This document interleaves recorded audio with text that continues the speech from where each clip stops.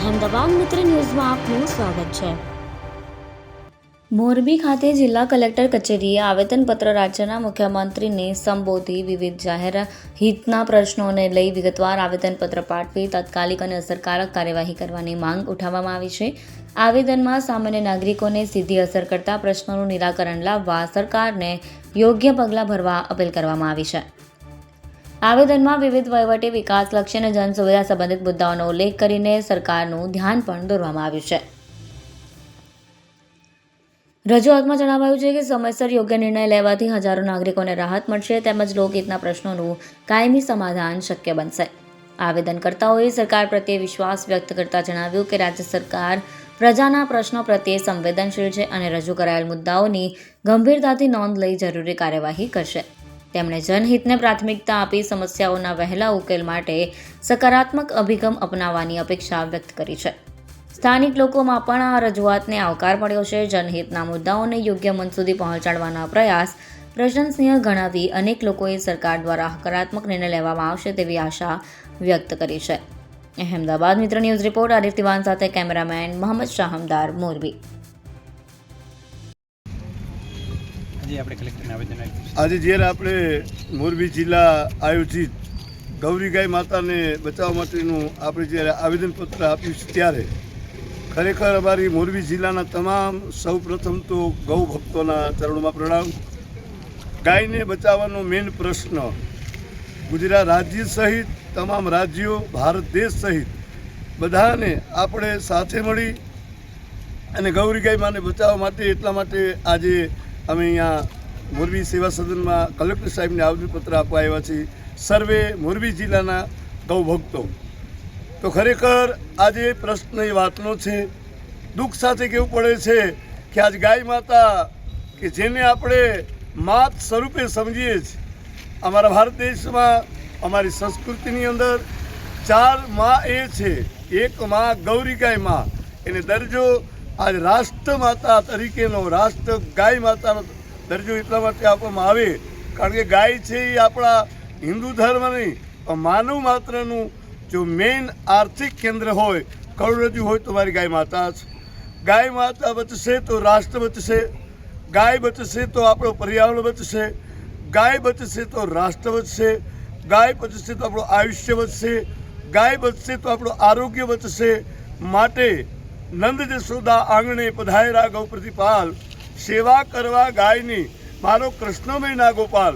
જો મારો કૃષ્ણ કનૈયા ભગવાન ખુદ ગાયની સેવા કરતા હોય તો એક માનવ તરીકે પૃથ્વીલોકમાં આવ્યા પછી આપણી ફરજ આવે છે કે દરેક ભારતવાસીઓ ગાયને ગૌ માતા પ્રાણી તરીકે દરજ્જો આપવા માટે, રાષ્ટ્રીય પ્રાણીનો દરજ્જો આપવા માટે एक भारतीय कर्मच प्रार्थना करता हूँ मैं कि आप सब सिग्नेचर करी और अपने अपने कलेक्टर को सब भारतवासियों इसमें सहयोगी बने और सब भारतवासियों गाय माता के चरण में खूब सेवा करिए। बीजो मुद्दो मारो ए छे कि गौचर आज गाय माताનું જે ગૌચર છે ઘણું ઘણું આ જમીનો દબાવી રહ્યા છે, ત્યારે સરકારને કરબત પ્રાર્થના કરીએ કે હે સરકાર, સીએમ હોય, પીએમ હોય, એમએલ હોય, કોઈ પણ હોય, આપ સર્વે જે મારા ભારત દેશની અંદર જે ગૌચરો દબાવવામાં આવી છે, ગાય માટેનું જે ભૂમિ છે એને બચાવીએ। બીજો મુદ્દો કહેવાનું મન એ થાય કે ખાલી હિન્દુ ધર્મ નહીં પણ મારા તમામ ધર્મ, ઇસ્લામ ધર્મ હોય, મોગલ ધર્મ હોય, એક યહૂદી હોય, જૈન ધર્મ હોય, સાણ સંપ્રદાય હોય, કોઈ પણ ધર્મ હોય, દરેક ધર્મના વડાઓએ, ધર્મગુરુઓએ ગાયને બચાવવા પોતાના બલિદાનો આપ્યા છે। આપ જાણો છો કે વ્રજાજ સોલંકી એક જ્યારે એના લગ્ન થતા હતા અને લગ્ન સાથે જ્યારે ચોથો ફેરો ફરવામાં આવે અને હાકલ પડે એક ગૌરી ગાય માને આજ લૂંટારા લૂંટવા આવ્યા છે, ત્યારે લગ્નના ફેરા છોડી પત્નીને પગે લાગી એ વ્રજાજ સોલંકી ગાય માટે તૂટી પડ્યા, શહીદ થઈ ગયા। આવા કંઈક ભક્તો ભારત દેશમાં ગૌરી ગાયને બચાવવા શહીદ થયા છે।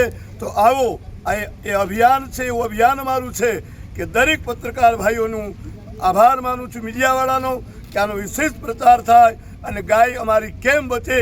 ગાયને રાષ્ટ્રીય પ્રાણી એટલા માટે કહેવામાં આવે છે કે સજ્જનો કે ઉપકાર ગૌ માતા તણા જગતમાં અણમોલ છે, હત્યા થાય છે ગાયની એમાં રાષ્ટ્રની અરે વડાપ્રધાનની કે CMPMની ભયંકર ભૂલ છે. કડવું લાગે તો ક્ષમા કરજો, પણ મારી ગાયને એક राष्ट्रीय प्राणी दर्जो મળે एवं रूढ़ा आशीर्वाद के साथ भारत माता के चरणों में और मेरे सब गौ भक्तों के चरणों में कोटि कोटि प्रणाम के साथ मेरी वाणी को विराम देता हूँ. आभार, धन्यवाद. हरिओम हरिओम. बोल गौरी गाय मातनी जय.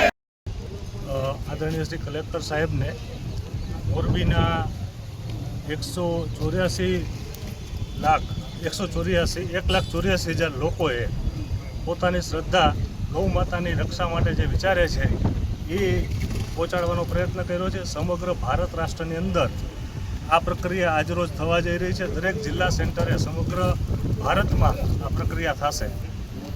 આપણને પ્રશ્ન થાય કે શું કામ ગૌ રક્ષા? ભારતીય સંસ્કૃતિની અંદર ગાયનું અનેરું મહત્ત્વ છે. આજે આપણું જે આરોગ્ય છે, આપણી જે ખેતી છે, આપણો દેશ કૃષિ પ્રધાન દેશ છે. આપણા દેશની અંદર ખેતી બચાવી હશે તો ગાય અનિવાર્ય છે. ગાયને એની સાથે સાથે આપણી સંસ્કૃતિની અંદર માતાનું સ્થાન આપવામાં આવ્યું છે. સર્વ લોકો એમની અંદર શ્રદ્ધાથી ભગવાન જુએ છે. આવી ગૌ માતાને રાષ્ટ્રીય માતાનો દરજ્જો મળે, એને સાંવિધાનિક અથવા તો કાનૂની એના માટે હક મળે, એનું સન્માન થાય. સાથે સાથે ગાય માતા માટે કેન્દ્રીય બોર્ડ થાય કે જેમાં ગૌવંશની રક્ષા માટેના આયોજનો હોય. ગૌચરની જમીન માટે એનું બોર્ડ થાય.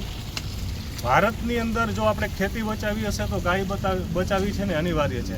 આપણે લાગણી અને ભક્તિથી તો ગાય માતાને જોઈએ છે, સાથે સાથે જે ટેકનિકલી રીતે વિચાર કરીએ તો આપણી ખેતી એના ઉપર જ નિર્ભર છે. ક્યાં સુધી આ પેસ્ટિસાઇડોમાંથી જીવશું?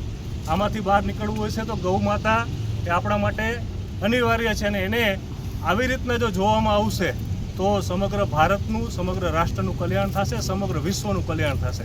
તો મારી આ લાગણી છે કે આજે સમગ્ર પ્રજાના કલ્યાણ માટે આદરણીય રાજ્યપાલશ્રી, આદરણીય રાષ્ટ્રપતિશ્રી, આદરણીય વડાપ્રધાનશ્રી અને આદરણીય મુખ્યમંત્રી આ બાબતને વિશેષ રીતે જોવે અને એના આગળ જે એમને કરવાની થતી પ્રક્રિયાઓમાં સહભાગી બને એવી પ્રાર્થના.